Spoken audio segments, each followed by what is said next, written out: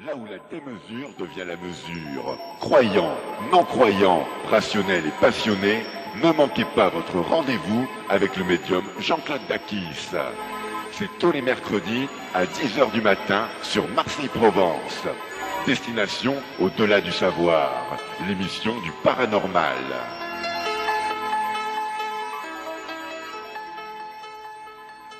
Eh bien bonjour à tous, merci encore de votre fidélité par avance. Jean-Claude Pantel, bonjour encore. Bonjour. Notre invité sur les E.T., les petits extraterrestres, nos petits personnages. C'est l'avant-dernier volet d'une série d'émissions donc, qui a été consacrée à Jean-Claude Pantel. Alors pour ceux qui ont bien sûr connaissent notre émission et qui attendent la suite de toutes les informations, de tous ces messages, et maintenant on arrive à un moment assez important, c'est celui justement du message. Et ça c'est je crois la chose la plus fondamentale de toute cette expérience qu'a vécu Jean-Claude Pantel pendant plusieurs années, et dont on vous a raconté bien sûr les principaux événements qui sont, je le répète toujours, contenus dans un ouvrage qui se situe pour l'instant en 2 tomes. Le 3e va pas tarder à arriver, c'est Les Visiteurs de l'espace-temps, et le 2e tome c'est toujours Les Visiteurs de l'espace-temps, mais le premier aussi. est sous-titré L'Initiation, oui. Et le second c'est Le Message. Le 3e qui est en cours d'écriture, ça s'appellera L'Expression. Et on verra parce que je pense que oui, je pense que le contenu quand même, je pense que la quantité des messages qui affluent depuis maintenant 25 ans quand même est considérable, et loin de s'arrêter, ça se complique, on va même dire que ça se corse littéralement, et dans tous les sens du mot, littéral du mot. Et donc on arrive maintenant à ce volet justement sur ces textes, sur ce message qui est considérable et qui a débuté déjà en quelle année ça a commencé, ces premiers écrits, ces premières perceptions extrasensorielles, on va appeler ça comme ça. Disons que les premiers enregistrements qu'on a effectués, puisqu'on avait le droit d'enregistrer à ce moment-là, c'était 1973. Oui. Ça fait 25 ans. Tu dis on avait le droit d'enregistrer, il y a eu un moment où c'était interdit. On a demandé l'autorisation, dirons-nous, parce qu'on s'est aperçu que c'était quand même quelque chose d'important. Il valait mieux garder des traces. Ouais. Il t'est jamais venu à l'idée de le faire sans demander? Au début, non, je n'ai pas osé. Ça s'imposait pas, ça n'a pas été même pas un réflexe? Non. Tout de suite, tu as intellectualisé, est-ce que j'ai le droit d'enregistrer? Voilà. Si le droit avait été, si ça avait été non, rien n'aurait fonctionné, non, tout simplement. Mais non, carrément à la demande. C'est ce qui se passait un peu avec Jimmy et les caméramans de l'ORTF à l'époque, lorsqu'on cherchait à filmer les phénomènes eux-mêmes, là c'était des phénomènes physiques, tout s'arrêtait, tout se bloquait. Donc, il y a cependant eu il semblait qu'il pouvait y avoir des interdits. On a pu penser à un moment donné qu'il y avait des interdits, qu'il y avait au moins une censure. Oui. Puis non, à aucun moment il y a une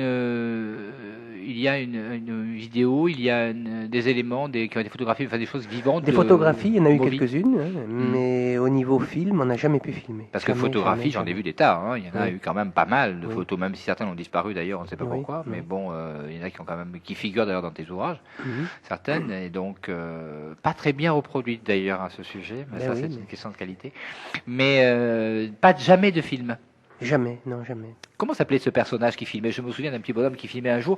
Et il y avait René Chevalier et son assesseur s'appelait Lucien, je crois. Voilà, qui un jour, j'étais présent lors de ce tournage, et il s'est retrouvé avec le manche à la main et la caméra était suspendue. Oui, parce qu'à l'époque, c'était pas des caméscopes, ça n'existait pas. Non, c'était les petites caméras, les vrais trucs avec tout un système d'éclairage, etc.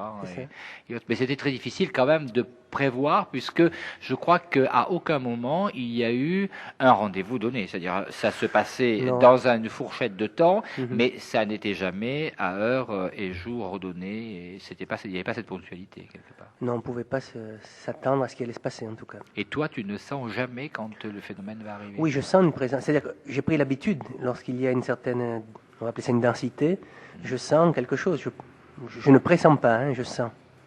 Alors aujourd'hui, on est entré dans ces phénomènes. Bon, pour ceux qui découvrent cette émission aujourd'hui, Jean-Claude Pantel est ce qu'on appelle dans notre jargon actuel un contacté. Donc ça peut bien sûr surprendre, et cependant, et c'est surprenant bien sûr. Et cependant, je crois que c'est actuellement un des personnages les plus disons recherchés, les plus intéressants dans ce domaine, puisque les plus authentiques, ceux qui ont été le plus vérifiés et vérifiables.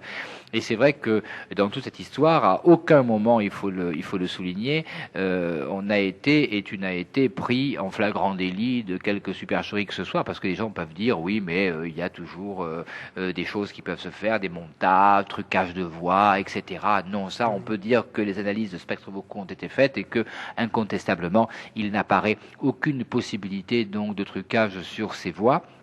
Voix d'ailleurs dont on avait parlé, j'avais émis l'idée qu'on pouvait éventuellement vous en faire bénéficier à l'antenne d'une petite 15-20 secondes, parce que c'est quand même très violent, très criard, très facile aussi dans l'articulation, mais on va voir si on peut le faire. Je crois qu'on est en train tu es en train de mettre au point, de caler, disons, oui, on va essayer de caler un quelque petit chose, texte court oui, pour donner une impression de ce que peut être donc ces phénomènes vocaux, puisque, on le répète, on les enregistre, on les entend véritablement, même si, pour l'instant, tu ne les as toujours pas vus d'ailleurs.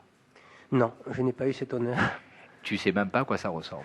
Je pense pas qu'il y ait une forme proprement dite. Là, on va peut-être y venir, si tu veux qu'on parle un petit peu du message. Il y a l'homochromisme, et puis il y a aussi ce volume, si tu veux, parce qu'il y a, dans ce qu'il nous exprime, dans ce qu'il nous explique, ils nous ont bien fait valoir à un moment donné que la qualité est le vide, la qualité de départ. Donc la vie est le vide, et le volume n'est que l'existence. On en a un petit peu parlé. Donc je pense que dans la mesure où ils sont arrivés à cet état de vie permanente, on va dire éternel, c'est précisément parce qu'ils ne sont pas dans le volume proprement dit, ils ne sont pas volume proprement dit. Ils ne sont pas géométrisés. Voilà, tout à fait. Voilà, il n'y a pas de corps, il n'y a pas de forme, véritablement. Donc, mais ça se retrouve aussi, si tu veux, dans les paraboles des évangiles, où Jésus, dans ce qu'on appelle la transfiguration, propose à son auditoire précisément la dématérialisation, la dégéométrisation, pour reprendre leur terme à eux, c'est celle qui nous fait parvenir à la vie éternelle, celle qui est censée nous faire parvenir à la vie éternelle. C'est le monde au-delà aussi, c'est l'au-delà. C'est l'au-delà, c'est l'immatériel par excellence, c'est donc l'éternel, c'est-à-dire c'est la chose qui ne peut pas se briser. Tu sais, quand Jésus dit en parlant du temple de Jérusalem, en vérité, je vous le dis, il ne restera pas pierre sur pierre de cet édifice. C'est pas du temple proprement dit qu'il parle, mais c'est de la géométrie en général. Oui. Même si le temple, ça a été vérifié après, a été détruit. Mais il veut dire, en fait... On le voit nous-mêmes à travers nos corps. Oui, on disparaît. Il ne reste... toutes les religions parlent d'âme, d'esprit, de choses qui perdurent, mais en tout cas, ce n'est pas le corps. Y compris dans les momies. Non, égyptiennes, etc. Le corps il ne reste rien, et même s'il reste un tas de cendres, on les brûle, on les jette, on les répand, chacun a sa volonté, mais c'est vrai que rien. Saint Paul aussi a dit qu'est-ce que 100 ans, 10 ans, 100 ans, 1000 ans, quand rien, un seul instant les efface, ce qui veut dire que tout peut être réduit à néant, complètement détruit, les plus beaux édifices. C'est impressionnant quand on pense quand même que des hommes ont travaillé, ont sculpté des choses fantastiques. Il y a des œuvres d'art extraordinaires dans les églises, notamment dans tous les temples. On parle d'église, mais ça peut être aussi le travail d'une mosquée, d'une synagogue, etc. Il y a des œuvres superbes, et tout ça va un jour peut-être disparaître. Est-ce que Jean-Claude Pontel est certain qu'un jour tout ça peut disparaître, ou va disparaître, ou est-ce qu'il est sûr que tout ça va disparaître? Ça a déjà disparu, parce que on ne peut pas considérer que l'homme a mis 1 million d'années. On va dire 995 000 ans. Allez, on va donner 1 million d'années. On va lui donner 1 million d'années à l'homme d'âge. Il ne peut pas avoir mis 995 000 ans à frotter des cailloux l'un sur l'autre, à vivre dans des grottes, et tout d'un coup, en 5000 ans, passer de l'âge de la pierre taillée au voyage dans la Lune, au voyage interplanétaire. Donc il y a bien eu des civilisations sur ce million d'années qui se sont succédées, et qui certainement nous n'ont pas laissé peut-être de vestiges, parce que précisément ça a disparu, ça a été englouti. Ils sont venus informer. Ou ont mis ils ont informé, je pense. Personnages. Je pense, là c'est certainement dans un message à venir, puisqu'on doit parler de ça avec ces êtres qui me visitent, là, précisément. Mais je crois qu'il y a les vestiges qui nous font défaut n'excluent pas qu'il y a eu précisément des civilisations qui nous ont précédés. On retrouve ça d'ailleurs au niveau des constructions, les Mayas, les Aztèques, l'île de Pâques, on trouve ça avec les pyramides. Il y a aussi beaucoup de points de liaison. Donc c'est ce que je disais. On parle beaucoup de civilisation engloutie, on a parlé de l'Atlantide. Il semble que l'Atlantide était un courant de pensée plus qu'un continent lui-même. Je pense qu'ils ont apporté une culture. Il y a au Mexique la pyramide de Cholula qui est complètement inexpliquée. Quand on ne sait pas trop pour qui elle était destinée, qui l'a fait construire, ces pierres aussi elle est complètement déplacée là. Ces pierres qui ont été trouvées au Pérou, je crois, par un paysan péruvien, que le docteur Cabrera a fait analyser, et qui aurait quelques millions d'années, où il est relaté sur des dessins, des gravures, des scènes de la vie quotidienne, qui sont très proches de celles qu'on vit aujourd'hui. Il y a cette fameuse piste d'atterrissage aussi, qui est gravée. Donc tout disparaît, mais en fin de compte, tout perdure, je pense, à travers l'idée, à travers la pensée, puisque la pensée de ce que nous disent ces êtres est vivante, elle perdure. La pensée, ils appellent ça l'intelligence divine en désuperposition, en démultiplication. Dans la mythologie, on retrouve les extraterrestres aussi. Oui, je pense que les demi-dieux, les dieux sont des personnages qu'on peut assimiler à ceux qui nous parlent aujourd'hui quelque part.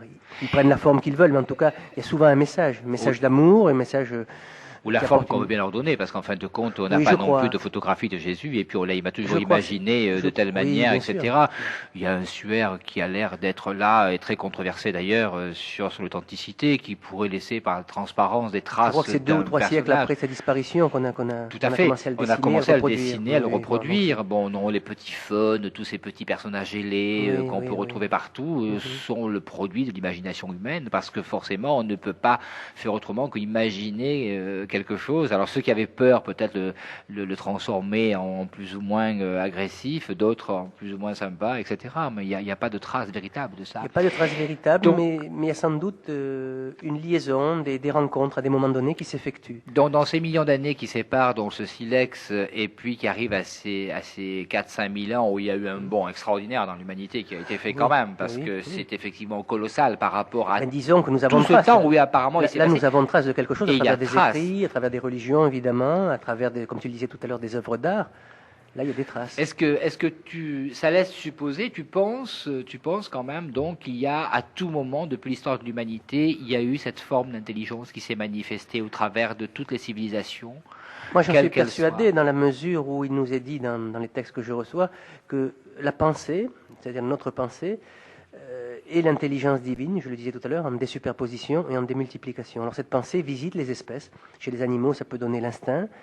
Chez nous, ça peut donner l'intuition et l'intelligence, évidemment, puisque nous analysons. Il y a un texte intéressant, d'ailleurs, dans Science et Vie, souvent, on parle justement de l'intelligence animale, qui dit qu'elle est en train de rejoindre celle de l'homme. Et on se demande s'il n'est pas en train presque de dépasser, parce que quelque part, on s'aperçoit qu'ils savent compter, de toute façon, ils ont une perception des choses qui est tout à fait différente, mais qui est réelle, incontestablement, puisqu'il y a un phénomène d'adaptation, d'adaptabilité à ce qu'ils vivent, qui est certainement supérieur au nôtre, quelque part, puisqu'ils sont capables de trouver dans leur environnement direct de quoi manger, de quoi boire, de quoi se soigner à des moments donnés. Le fameux éléphant qui est en plein désert, lui, trouve l'eau sans aucun problème. Absolument. 3 coups de patte, et puis il marche, il s'arrête, 3 coups de patte, il fait un trou, il y a un petit oasis qui naît. Il a perçu, il n'a pas de pendule, il est paradisésiste, il a simplement une perception extrasensorielle extraordinaire. Oui. Est-ce que ça, on l'a perdu?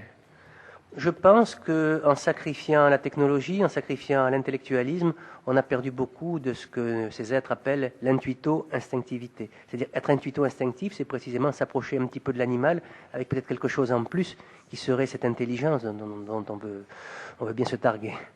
Alors, tu viens d'employer un mot, intuito, etc., donc des petits mots instinctifs, tout ça, des petits mots qui ne sont évidemment pas dans notre langage quotidien. Il y a intuitif, intuition. Il y a intuitif, etc. Bon, c'est vrai, mais sur le moment, on se dit, tiens, d'où sort ce mot? Pourquoi il est comme ça? Pourquoi pas dire intuition? Parce que je crois qu'à travers les néologismes qu'ils nous font, ça s'appelle les néologismes, il y a un mouvement de la pensée qui s'effectue. Et ça nous oblige d'une part à être attentifs, d'autre part à rechercher l'étymologie des mots, parce qu'on la retrouve toujours, quelque part, même si ce n'est pas le mot exact.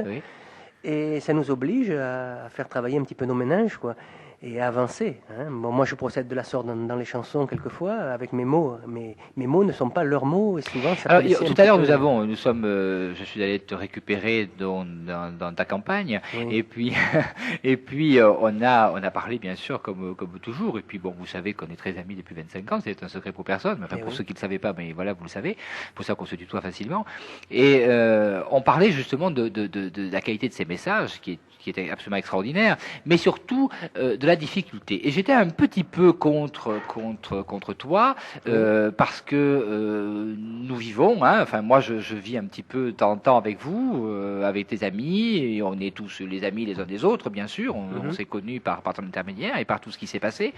Et il y a ce côté toujours très sélectif qui revient comme ça, et dans ces messages, j'ai toujours l'impression que par rapport à certains mots, termes employés, ou travail de fond, etc., on a l'impression que ce bagage, moi je pense que c'est un bagage, je pense que c'est un cadeau. Moi je trouve que c'est un cadeau super, c'est un cadeau du ciel, on va dire qu'il vient du ciel, c'est un cadeau du ciel, un cadeau de l'espace. Qui c'est qui a dit nos frères de l'espace? C'est des amis à toi, je crois que c'est des chanteurs, c'est Vava et Geneva qui chantent actuellement, qui d'ailleurs font quelque chose, travaillent un peu par rapport à tes textes. Absolument, qui s'appelle Le Maître des rêves et des couleurs, qui aura lieu en juin 99 à Melun. et qui j'espère aura des suites. Je ne sais pas si elle va écouter cet enregistrement, Vava, Oh, mais est-ce qu'elle a compris tes moi. textes ou est-ce qu'elle t'a demandé l'autorisation ou est-ce que tu as inspiré tout ça ou est-ce qu'elle avait l'idée et elle a piqué des trucs? Moi je pense que chacun d'entre nous est porteur d'un questionnement. Et en fonction de ce questionnement, il s'avère que dans les rencontres que j'ai été susceptible d'effectuer jusqu'à présent, j'ai pu apporter des indices supplémentaires qui ont permis à ce questionnement de s'élaborer. Donc Vava, Gégé, qui prépare ce spectacle, puisque c'est d'eux que tu parles, dont tu fais, auquel tu fais allusion, on remonte un peu sur eux. ont pris certaines choses qui appartiennent au message, mais bon, mais ça, les gens le recevront à leur niveau, à leur palier, parce que je ne pense pas que ce soit une démarche élitiste qu'il faut faire ce matin. Tu semblais dire cela. Oui, parce que... Moi, je ne tiens pas à faire une démarche élitiste, mais je ne pense pas qu'on puisse non plus mâcher le travail aux gens. Je pense qu'il y a un travail à faire. Tout à fait. Mais est-ce ne que serait-ce qu'à travers justement... ces néologismes dont je te parlais il y a quelques instants. Alors, nous avons un ami commun qui s'appelle Jean, et on ne va pas dire pas son nom de famille par Twitter, bien sûr, et on n'a pas demandé son autorisation en plus.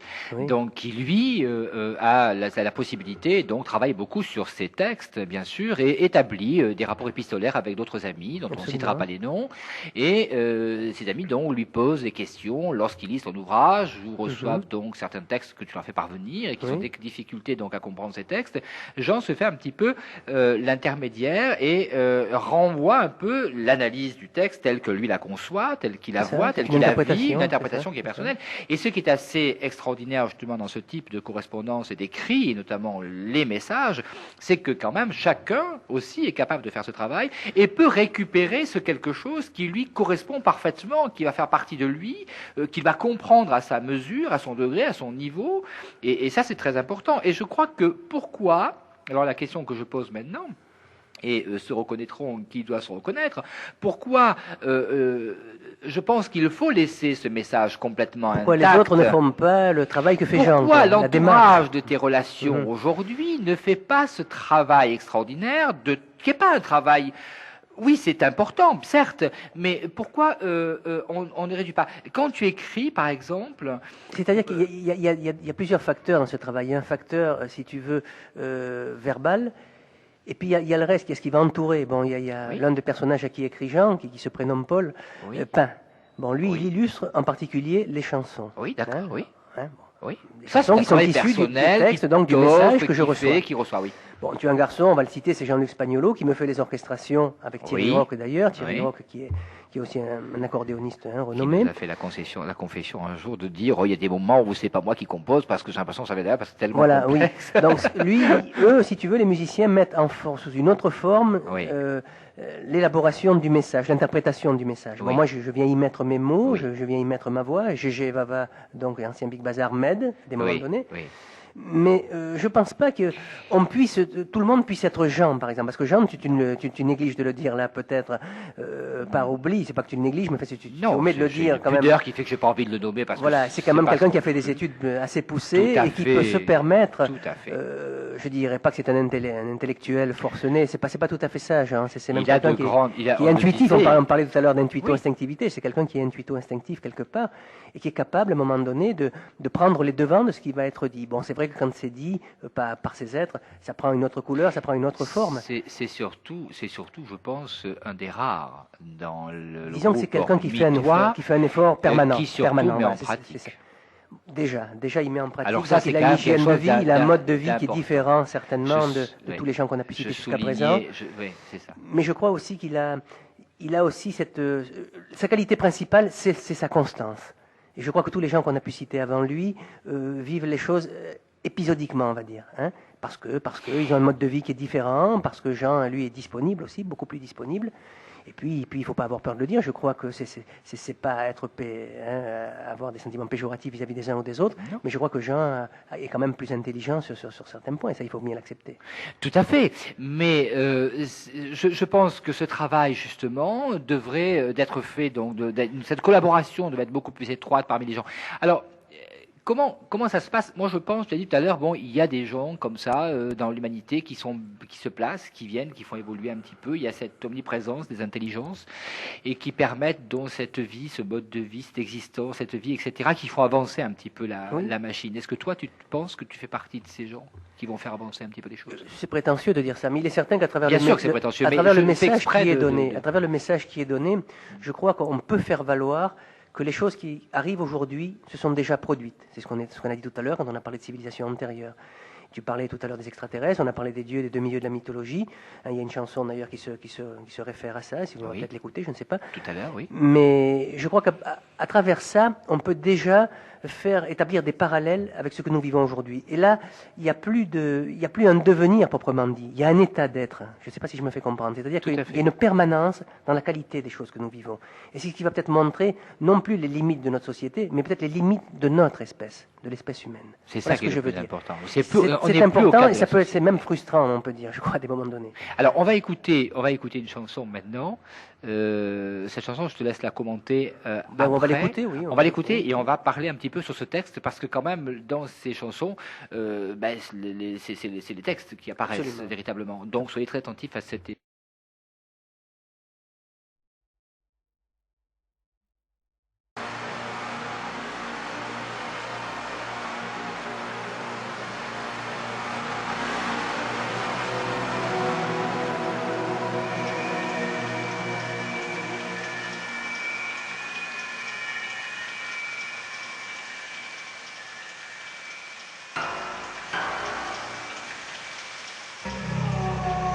Entrevoir en sa tâche une finalité motive l'existence et devient la devise. De la clepsydre l'eau, fige-t-elle nos faits pour que l'histoire, ensuite, nos rôles hiérarchise.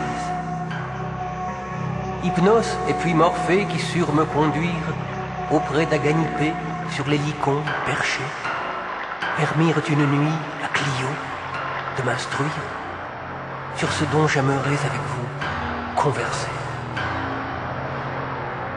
L'aptitude en surplus au jour des premiers jours, de la table aux élus qui festoyaient sans cesse, 120, me dit la muse, en restes et contours d'un repas trop copieux s'offrir à notre espèce. Et chacun d'entre nous depuis, en chaque époque, de ce qui lui échoua, qu'il croit être son choix, se borne, comme au sillon se confine le soc, à vivre son destin qui est tracé déjà. Là, d'aucuns s'estimant investis plus que d'autres, dilapident dans ce qu'ils jugent digne d'atteindre tant de force et de foi que la vertu se vautre en le lit du profit. Tandis que l'on voit poindre orgueil et vanité, déguisés en vaillance, éclore le défi qui couve sous le zèle. Insatiable, il provoque, et sagesse d'avance, c'est qu'Hélios d'Icare décollera les ailes. Arachné en Samy échappe à la potence, si le talent parfois leur inspire pitié. Sisyphe, trop d'esprit, pour les dieux quelle offense, amasseras-tu mousse dessous ton rocher. Asclépios, enfant prodige de la science, par la foudre divine en enfer, invité, n'immortalisa de l'homme que la souffrance, qui de peste en sida sait se perpétuer. Ô gloire qui te rit de ceux qui te bâtissent, dont nous reste l'exemple au terme du voyage. Sonnera l'heure de ton propre sacrifice, lorsque l'humilité, debout sur le rivage, accueillera bientôt, rescapé du naufrage, une espèce nouvelle en un monde nouveau. De héros et de dieux se passera cet âge. Ce sera pour demain, juste après le chaos.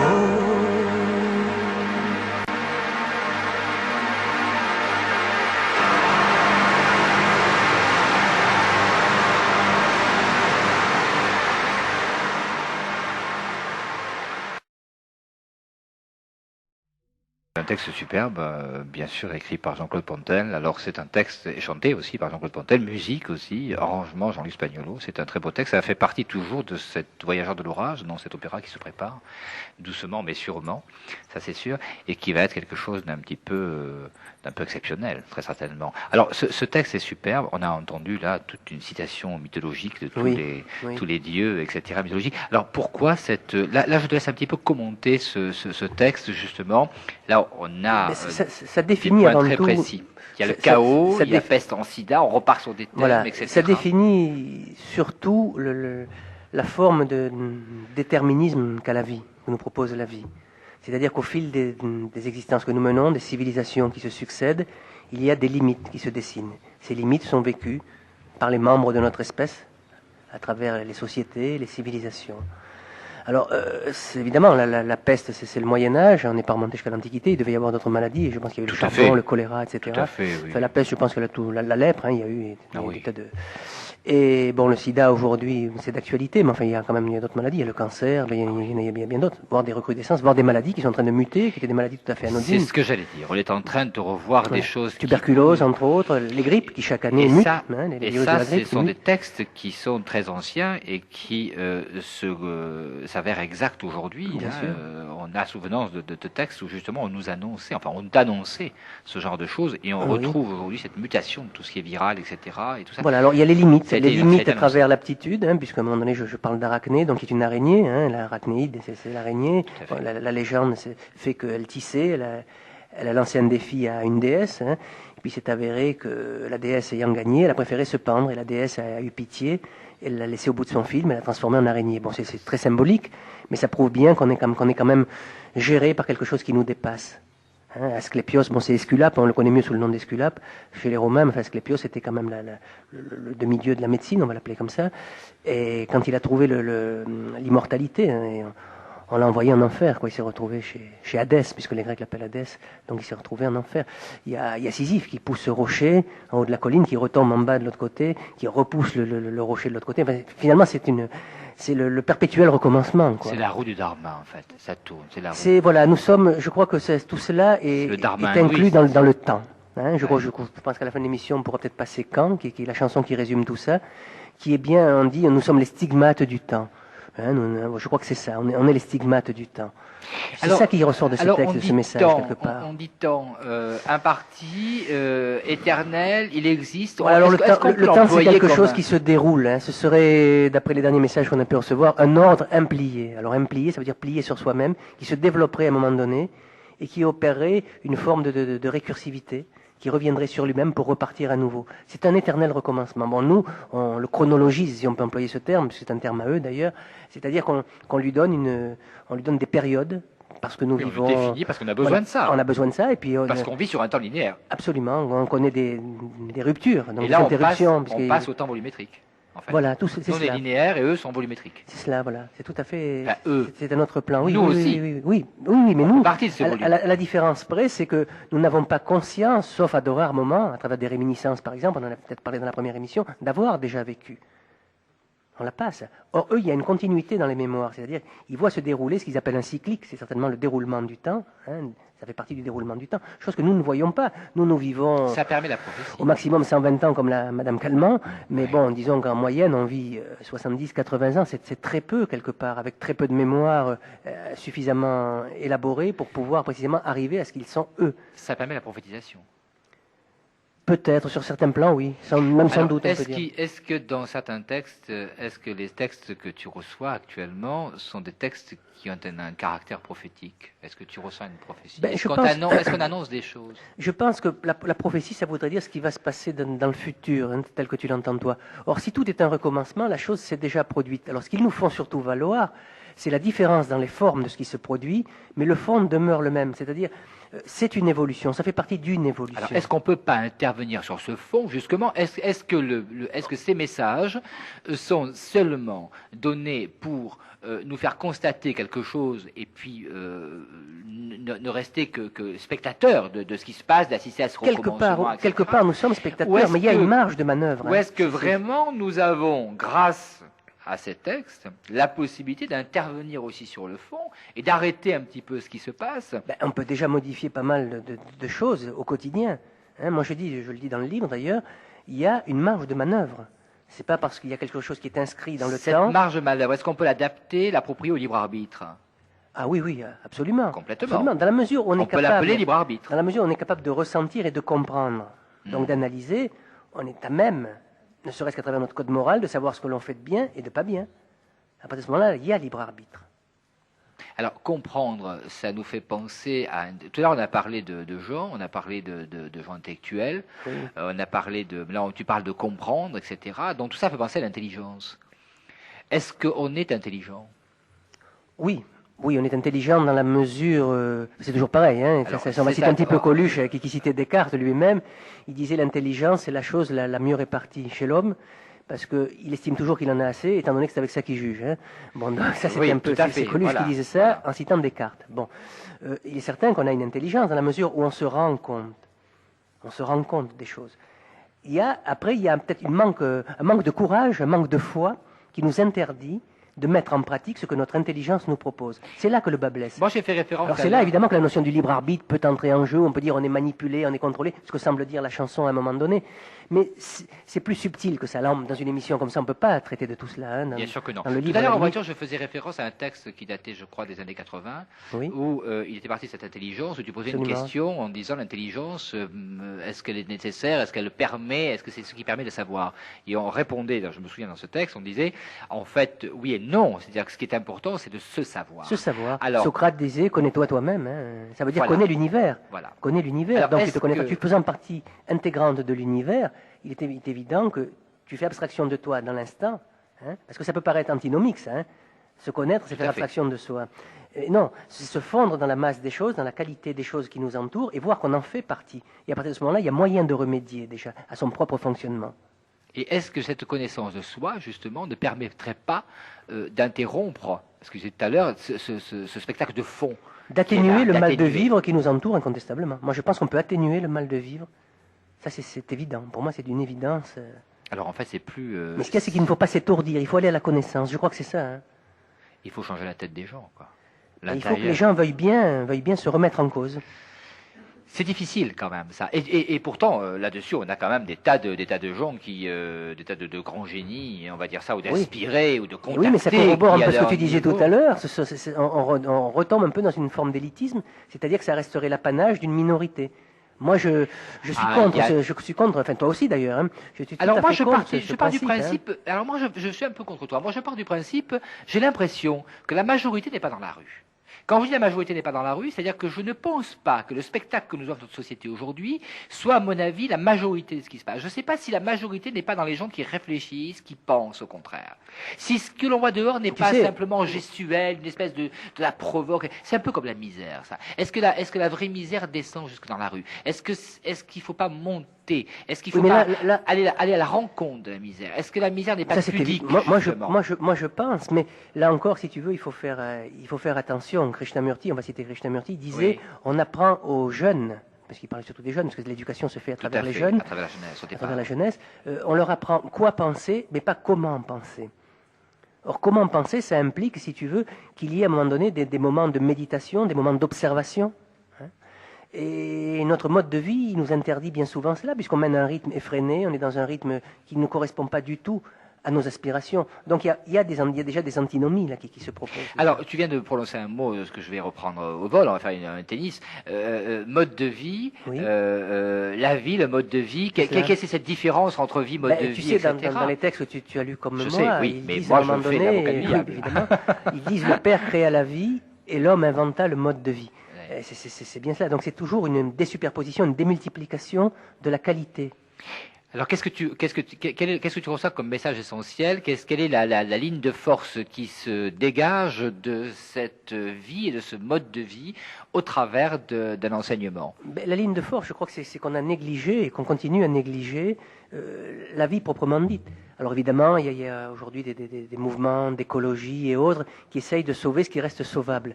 Mais ça ne se passe pas que sur ce plan-là. Je pense que ça va plus loin. C'est vrai que l'environnement est important, puisque en tant qu'espèce, nous appartenons. On va l'appeler puis l'environnement, il y a l'environnement, oui, il y a l'ambiant, bon, qui lui est constitué à un moment donné de l'événementiel, et du géographique, du géologique, etc. Nous appartenons à un environnement, parce qu'il est bien dit dans les textes, c'est l'espèce qui appartient à l'environnement, les espèces appartiennent à l'environnement et non pas le contraire. Donc cet environnement, l'homme est celui qui le souille le plus dans toutes les espèces existantes à l'heure actuelle, à travers les pollutions qu'il met en place, à travers une surprocréation, parce que ça vient de la surprocréation. Albert Jacquard disait, quand il est né il y a 70-72 ans, il y avait 2 milliards d'individus sur Terre, aujourd'hui on arrive à 6 milliards. Donc 6 milliards, ça implique plus d'énergie dépensée. L'énergie, on sait d'où elle vient. C'était quand on voit Dutronc qui chantait 500 millions de Chinois, aujourd'hui ils sont 2 milliards. C'est pas si loin que ça, 500 millions de Chinois Dutronc, ça fait 20 ans, 25 ans. Oui. En 25 ans, c'est quand même 3 fois plus. Voilà. Et c'est extraordinaire. Il est sûr que, tu parlais du thème principal, les êtres de lumière disent surtout, ils ont une hydre à 2 têtes. Moi j'appelle ça une hydre à 2 têtes, qui est la procréation et la pollution. L'une engendrant l'autre. Forcément. Et voilà, et tout ça, ça devient interactif. Et à partir de ce moment-là, on a d'énormes difficultés. Alors on arrête de procréer. Je pense que dans un premier temps, de toute façon, l'équilibre, il s'instaurera. Quand on parle de libre arbitre, je pense que l'équilibre, il va s'instaurer d'une manière ou d'une autre. Il faut qu'il y ait un équilibre démographique qui arrive à un moment donné. Il faut qu'il y ait une déperdition à un moment donné systématique. Oui, parce que ça va à l'encontre d'un environnement et des autres espèces. Parce qu'il y a l'environnement végétal, il y a l'environnement aussi animal. Tout cela, c'est quelque chose qu'on détériore quelque part et qui va à l'encontre de notre évolution, qu'on le veuille ou non. Alors, il y a aussi des paradoxes extraordinaires de nos sociétés. C'est-à-dire qu'aujourd'hui, on protège de plus en plus l'espèce animale, certaines espèces animales. Mais en revanche, on mutile le poumon de la planète, qui est l'équilibre écologique, donc dans le sens végétal. Absolument. Donc, ces animaux qu'on sauve, certains ont besoin de cette végétation. Absolument. Ils ne la trouvent plus. Alors, on les fait vivre quelque part un peu artificiellement aussi. Et certaines ne se reproduisent plus. Ils ne se reproduisent plus, malgré qu'on les sauve, il n'y a plus de reproduction. Je lisais dans le bulletin municipal du village où j'habite, qu'on a mis des aigles en haut de la Sainte-Baume, là, ils ne se reproduisent plus. Et comment veux-tu qu'ils fassent? Il n'y a pas de vie possible. Il semble qu'il y a un ressenti chez eux, il y a quelque chose qui est programmé, qui leur dit non, ne vous reproduisez plus parce que l'homme va vous détruire quelque part. Alors plutôt que d'aller à la destruction, autant ne pas se construire. Je crois que c'est ça qu'il faut se dire. Sachant, pour revenir à ce qu'on disait tout à l'heure, que la vraie vie est immatérielle. Elle n'est pas géométrique, elle n'est pas matérielle. Alors là, c'est encore extraordinaire parce que s'il y a effectivement cette espèce de perception comme ça, d'ailleurs, les animaux nous montrent à quel point ils sont sélectifs. Lorsqu'ils ont des bébés qui ne sont pas forts, ils les abandonnent carrément. Ils ne les entretiennent pas, etc. Ou ils les tuent. Alors, carrément, ils les tuent. Moi, j'ai vu des reportages superbes où cette lionne traverse l'eau avec ses petits d'une rivière à l'autre, mais elle laisse de l'autre côté ceux qui ne seront pas viables. Elle prend que les plus forts, etc., pour perpétuer une espèce forte et autre. Et on en revient à ce que tu disais tout à l'heure, ce qu'on avait abordé, l'intelligence et l'intuito, instinctivité. Bon, disons l'instinct chez l'animal. Et alors, on se dit, mais alors finalement, eux et nous, on est au contraire, on fait le contraire. C'est-à-dire qu'on continue à garder dans le ventre de certaines mères qui vont avoir des enfants qui malheureusement on sait pertinemment que l'issue est fatale parce qu'ils vont être handicapés, etc. Mais parce que déontologiquement on ne peut pas interrompre la vie, etc. Et nous voilà avec des trisomies, avec d'autres infirmités beaucoup plus grandes d'ailleurs, qui sont aujourd'hui quasiment détectables. Là on risque d'aborder l'eugénisme, si tu veux, donc encore l'élitisme. Et tout ça, si tu veux, c'est quelque chose qui dérange notre code moral. Dérange notre code moral. Oui. Et en même temps, moi, ça m'effraie un petit peu. Enfin, ça m'effraie, oui et non, mais je me dis, ces aigles, eux, ils ont déjà cette perception qu'il ne faut plus. Ils ont compris. Et nous, on n'a pas compris. On est franchement, excusez-moi l'expression, plus con. Alors, c'était épouvantable. Disons que je crois qu'on a. C'est là peut-être que la mutation doit s'opérer. Il va s'opérer certainement une mutation, moi je dis dans les décennies à venir, et qui va peut-être arriver, comme je dis dans la chanson, à une espèce nouvelle dans un monde nouveau. Alors on va écouter une autre plage musicale qu'on va commenter bien sûr par ton intermédiaire. Toujours Jean-Claude Pontel dans le texte. Ces vers tuèrent longtemps, leurs sages en leur temps, à dire la menace qui pesait sur l'existence, qu'ils menaient en cadence, en se voilant la face. Toute de facilité, donc de médiocrité, se voulait la tendance. Sybaritisme avant l'heure, sur de fausses valeurs, navigua cette engeance. Assimilant en le fait la confortable idée qu'évoluerait l'espèce, que Matérialité, spiritualité, à l'unisson progresse. Atlantide, sans vestige, tu donnes le vertige en ce siècle qui tombe. Ô souvenir, résurgence, ancestrale expérience qui s'exhale des tombes. Ô souvenir, résurgence, ancestrale expérience qui s'exhale des tombes.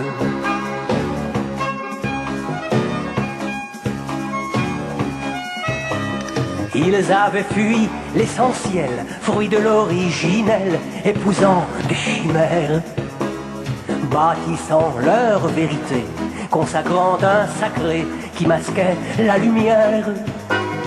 Ils négligèrent l'intérieur de leur être pour ailleurs rallier la planète à ce qu'ils nommaient savoir, en fait simple exutoire d'un esprit de conquête.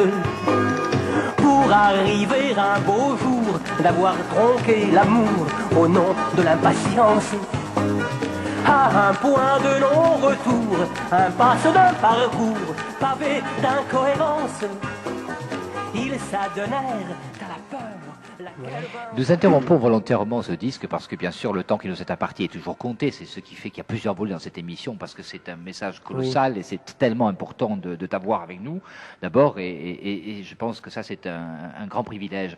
Alors dans ce texte qu'on vient d'entendre maintenant, on l'a interrompu, les points principaux à soulever sur ce texte. Si tu veux, les points principaux, c'est ce qu'on a résumé tout à l'heure en disant que ce qui se produit aujourd'hui s'est déjà passé en d'autres temps, sous d'autres formes. On fait référence à l'Atlantide. On a parlé, il résume ici, il parle de l'intelligence. Donc l'intelligence de ces êtres-là, de cette époque-là, de cette civilisation-là, est comme aujourd'hui vouée à faire une élite, on parlait d'élite il y a quelques instants, qui domine son prochain plutôt que de lui apporter la connaissance nécessaire à l'évolution, c'est-à-dire l'évolution des masses. Donc je fais référence à l'amour qui, lui, reste encore en deçà, en dehors du programme élaboré par l'intelligence. Et c'est là que ça devient intéressant et ça devient en même temps dangereux parce que je crois que si on aborde l'intelligence, le savoir en marge de l'amour, on n'arrivera à rien. Mais il n'y a plus de politique alors. C'est très politique. Il n'y a rien. Je pense pas qu'il faille s'adonner à la politique, voire à la religion. Il faut avoir le respect, bien sûr. Le respect des individus. Je pense qu'il ne s'agit pas de critiquer les uns ou les autres, ou les idéologies, mais il s'agit à un moment donné, tu parlais tout à l'heure de mise en pratique par rapport à Jean, il faut mettre en pratique ce qui nous a été déjà donné. Et ça, on le trouve dans les évangiles, on le trouve dans la Bhagavad Gita, on le trouve dans beaucoup dans la mythologie, on le retrouve également. Oui. Pas que dans les chansons que j'écris. Dans certains endroits où on retrouve ceci, il y a cette récupération de l'homme sur l'homme, etc. Parce que dans la chanson, on a interrompu la chanson au moment où je parle de la peur. Oui. Ils s'adonnèrent à la peur. La peur est à un moment donné un élément d'harmonie. Quand la peur devient collective, les gens deviennent solidaires. Oui. Donc on rejoint l'amour quelque part. Mais l'homme a peur. L'homme viscéralement a peur. Donc comment peut-on juguler sa peur? C'est en maîtrisant ce qui fait peur. Et comme l'homme a peur de son prochain, il maîtrise son prochain, il domine son prochain. Peut-être parce que lui-même est dominé par des instances supérieures. En tout cas, il le ressent comme tel. Cette domination va très loin aujourd'hui dans notre société. Absolument. Et bouleverse notre espèce complètement. D'ailleurs. Absolument. Et ça crée les désordres, si tu veux, de société et de civilisation par la suite. Alors, ces textes, c'est sûr qu'on peut, je pense que on peut avoir accès à certains textes. Ben oui. Si des gens sont intéressés, bien sûr, pour les textes des chansons en particulier, je ne parle pas des textes originaux, oui. mais les textes de chansons, on peut très bien les avoir, en bénéficier. Donc, vous pouvez très bien nous écrire ici, bien sûr, et puis au courrier, donc un rue Saint-Féréol, Radio France, Provence Culture, je suis désolé, Provence Culture, dont un rue Saint-Féréol, et puis émission Au-delà du savoir. Adressé à Jean-Claude Akis et puis on vous fera éventuellement parvenir, si vous avez voté l'octobre, des textes qui pourront vous intéresser si vous le souhaitez, bien évidemment. Pardon, je suis vraiment désolé, je me suis engoué, c'est des choses qui arrivent. Oui. I am sorry. Donc, on est un petit peu, on est franchement en menace. Et qu'est-ce que tu pourrais, qu'est-ce qu'aujourd'hui dans ce 4e volet, quelle est schématiquement, synthétiquement, qu'est-ce que tu pourrais dire à ceux qui nous écoutent? Quel est le conseil que tu pourrais donner à ceux qui nous écoutent? Un conseil, bien sûr, tout est relatif. Il n'est pas question de dire Jean-Claude Pontel, vous devez faire ça. Il faut bien que les auditeurs se rendent compte, déjà à travers ce qu'on est en train de dire, qu'il n'y a pas de doctrine, hein, il n'y a pas de programme établi, ni même préétabli, pour faire évoluer. Il y a simplement le don de quelque chose, et à un moment donné, il faut qu'il participe à ce don. Et la meilleure façon de participer à un don, c'est de donner soi-même. C'est-à-dire que c'est basé sur une loi des échanges, sur un plan cosmique, c'est ce qu'il est dit dans le message que je reçois, il y a une loi des échanges. Cette loi des échanges, il faut continuer à l'élaborer à notre niveau. Aimer son prochain, c'est-à-dire on sait quelque chose, on apprend à son prochain, qui lui-même va l'apporter à son prochain.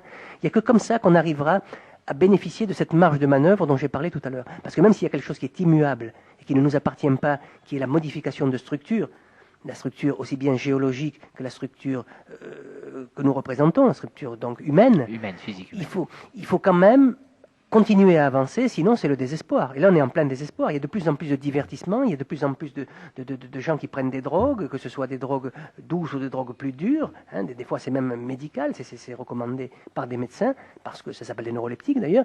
Il faut arrêter ça. Hein, on arrive à une période, je crois, où il faut se prendre en charge. Si l'intelligence existe, et elle existe, il faut s'en servir à bon escient. Je crois qu'en fait, on se place soi-même dans son carcan, quelque part. Voilà, il faut accepter que les choses se sont déjà produites, c'est ce qu'on vient de dire, qu'elles continuent à se produire sous des formes différentes, mais que le fond reste le même. Qu'en réalité, je disais tout à l'heure, en parlant d'une chanson qu'on va peut-être écouter, qui s'appelle « Quand », où précisément il est parlé, il est dit, il est décrit diverses situations à diverses époques. Hein. On parle de la corrida, on parle de la reine d'hier, on parle de la guerre d'hier, de la guerre d'aujourd'hui, on parle de la peine de mort, on parle de la peine d'aujourd'hui. Bon. Et avec un recommencement en toile de fond. C'est sur ce recommencement qu'il faut se baser. C'est-à-dire, comme dit Krishnamurti, en Orient, on croit beaucoup à la réincarnation. Si on prépare sa future vie, on commence à la préparer aujourd'hui. On n'attend pas de renaître une autre fois pour dire, tiens, qu'est-ce qu'on va faire aujourd'hui ? Aujourd'hui, déjà, on commence... Les chrétiens disent, je prépare mon ciel. Voilà. Tout à fait. On fait en sorte de préparer ça. C'est ça, pour ceux qui croient précisément à la revie, que de réincarnation, il faut que déjà, aujourd'hui, ils se prédisposent à préparer demain, c'est-à-dire à ce que leur demain soit meilleur. Ça ne va pas venir d'un coup de baguette magique. Ça ne peut pas venir d'un coup de baguette magique. Mais il faut bien prendre conscience que les choses qui se sont produites vont continuer à se produire et que nous sommes, nous, les sujets de ces choses-là. Est-ce que tu sens au travers des textes qui te sont donnés et qui alimentent ton quotidien, est-ce que tu penses que, est-ce que tu sens au travers des textes qui te sont donnés, quelque part que ce qui te dit, dans ce qui t'est dit, est-ce qu'il y a de l'espoir ou est-ce que tu sens l'espoir s'amenuiser ? Tout à l'heure, tu faisais référence à Jean. Bon, moi, je fais référence encore à Jean, qui est notre ami commun, qui disait « Ces textes ont tué les espoirs, mais ils ont fait naître l'espérance. » C'est très beau. Oui. Bon, l'espérance, c'est la mère des espoirs, en quelque sorte. Oui. C'est celle qui va nous permettre de continuer, d'aller plus loin. Or, nos espoirs, ce sont des futilités, ce sont des choses, si tu veux, pour lesquelles on se programme, qui sont toujours, la plupart du temps, futiles. Hein. C'est cela, on parle de connaissance, de savoir, mais à travers un pouvoir qu'on va établir. Donc, le pouvoir, on sait qu'il est que provisoire. On vit que du provisoire, que du futile. Et malgré ça, voilà. On continue. Alors que, et oui, parce qu'on ne vit pas assez longtemps. Dans les textes, il est dit votre longévité vous limite. Il est certain que, comme disait tout à l'heure, on parlait de Madame Calment qui a vécu 120 ans, mais en général, on ne vit pas 120 ans. Et même 120 ans ne suffisent pas, puisqu'on perd des neurones, on perd de cette intelligence dont on a parlé tout à l'heure, et on ne peut pas se remettre en cause de façon efficiente.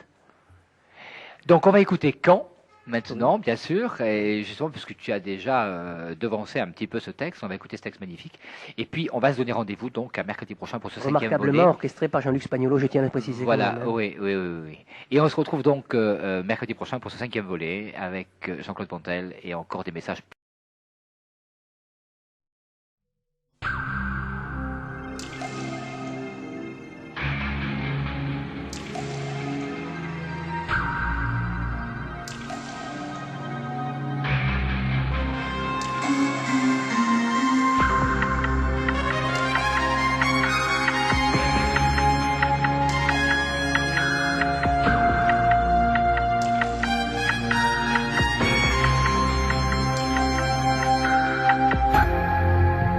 Quand s'éteindra la rumeur, que violence sur l'heure jettera sa clameur, Vox Populi en son réceptacle, corrida au spectacle à la pourpre couleur.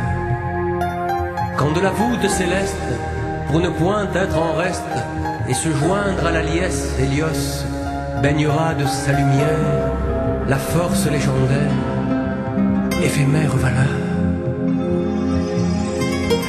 Quelque part, dans le tourbillon des nuits, des jours qui bâtissent l'histoire, dans la superposition établie de ces vies que tait notre mémoire, du tréfonds de l'arène s'élèvera un palpable relent de conscience, un geste, un pouce qui se baissera, peut-être pour que soit en présence, aujourd'hui et jadis. Quand du fond d'une geôle, quelques pauvres paroles aideront en leur rôle la peur, le repentir, la vengeance, à vivre la sentence, la suprême du nom. Quand ce sera conjugué au présent, au passé, le verbe expié, que vindicte aura en le supplice, accompli son office, assouvi la passion. Là-bas au loin dessus le Golgotha, tel phénix renaissant de ses cendres, un arbre étirera ses bras en croix, ressuscitant debout de ses membres. De millénaires de justice d'Alion devient d'inopportune prière, où le délit de Messie de Laon s'acquitte au tarif héréditaire, au seul prix de la vie. Sempiternellement, nous restons les sujets du royaume du temps, chronologiquement. Nous sommes les projets que figent les instants, dimensionnellement. Nous sommes dans le courant, le stigmate du temps, originellement. Nous sommes les sujets du royaume du temps. Quand la marche de la paix, au pas mal assuré, foulera à ses pieds le rameau d'olivier, la colombe, et poussera en tombe de l'âge la raison. Quand bactéries et neutrons tariront l'illusion de la dissuasion, que l'ambiant, en son humeur guerrière, embrasera la terre du feu de nos canons. 10 lignes droites, lignes de l'Iliade, un souffle inspirera en le drame. Un aède dont les mots en cascade consumeront au corps de leur flamme. Tant de héros qui martyrisera, qui peut dire au nom de quel exemple notre pensée qui pour se conduira au futur, ce qui unit ensemble, le subit, le choisit.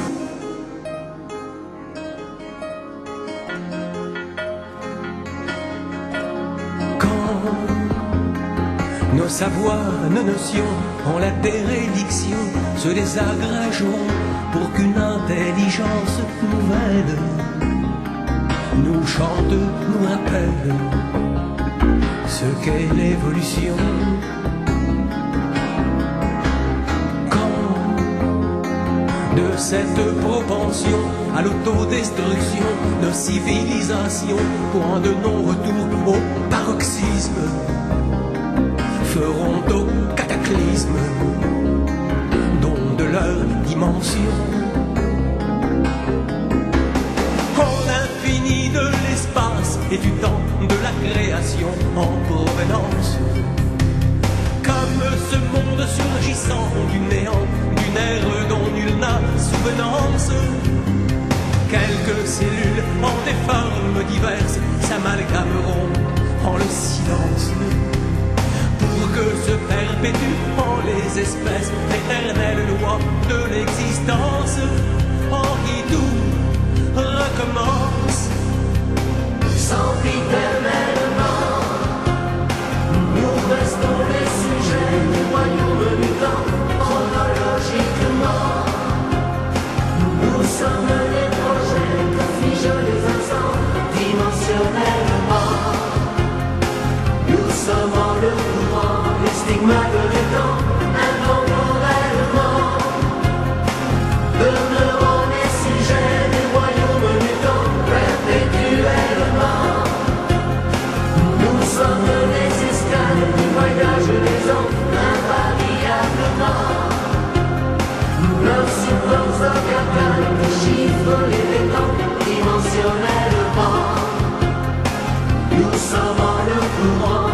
marque du temps originellement.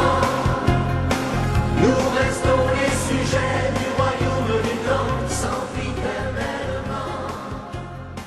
Nous restons les sujets du royaume du temps, chronologiquement. C'était Au-delà du savoir, une émission que vous retrouvez tous les mercredis avec votre serviteur Jean-Claude Dakis. Merci, on a reçu Jean-Claude Pontel pour ce quatrième volet de texte de notre contacté en France sur les intelligences extraterrestres.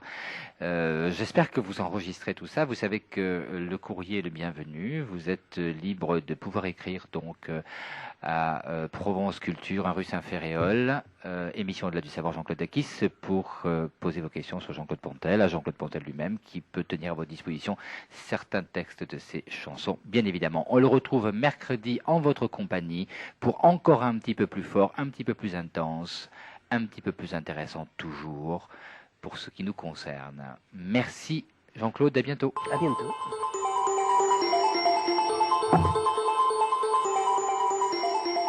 Pour pénétrer dans le monde de l'étrange et de l'inexpliqué, là où la démesure devient la mesure, croyants, non-croyants, rationnels et passionnés, ne manquez pas votre rendez-vous avec le médium Jean-Claude Dakis. C'est tous les mercredis à 10h du matin sur Marseille-Provence. Destination Au-delà du savoir, l'émission du paranormal.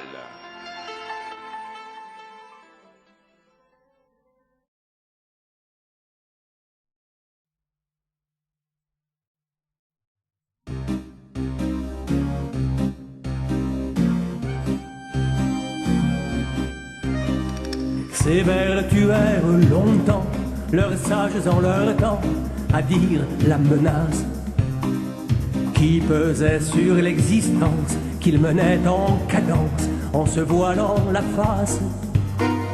Toute de facilité, donc de médiocrité, se voulait la tendance. Sybaritisme avant l'heure, sur de fausses valeurs, navigua cette engeance. Assimilant en le fait la confortable idée qu'évoluerait l'espèce, que matérialité, spiritualité, à l'unisson progresse. Atlantide sans vestige, tu donnes le vertige en ce siècle qui tombe. Ô souvenir, résurgence, ancestrale expérience qui s'exhale des tombes. Ô souvenir, résurgence, ancestrale expérience qui s'exhale des tombes.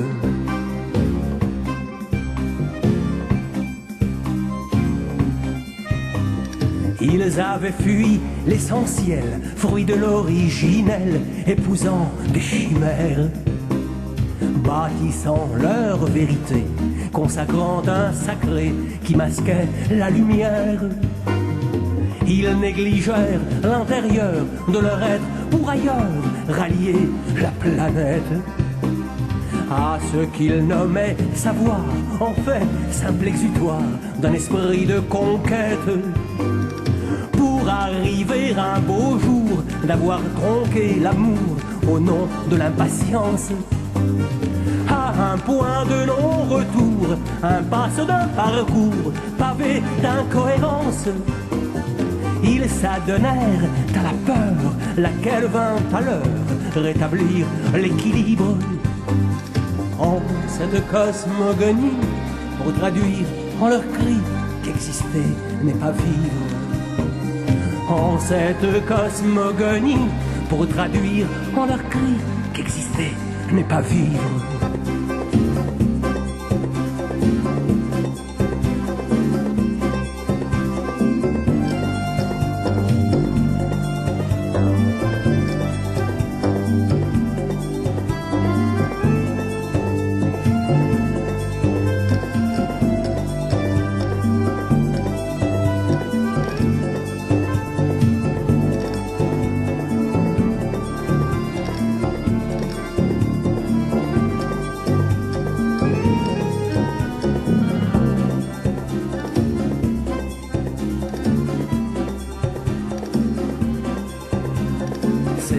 s'évertuèrent souvent nos sages en leur temps à dire la menace qui pèse sur l'existence que l'on mène en cadence en se voilant la face, en se voilant la face, en se voilant la face.